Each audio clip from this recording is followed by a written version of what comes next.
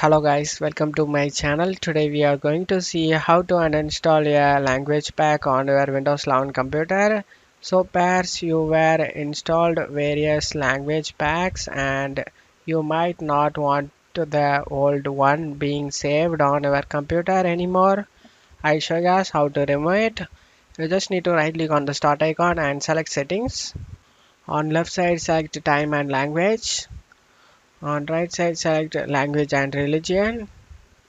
And Windows display language. Windows features like settings and file explorer will appear in this language. Click on this drop down, select the language you want it. In my case I only added one language, preferred languages. So you can add a language over here. Click on add a language option. You can easily add a language.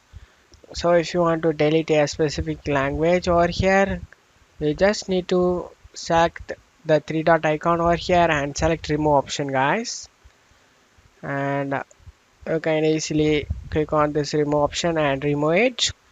And that's how you uninstall the language pack on your Windows 11 computer. I hope this video helped you guys. If the video helped you, don't forget to leave a like guys. You can also subscribe me and support me guys. Thank you.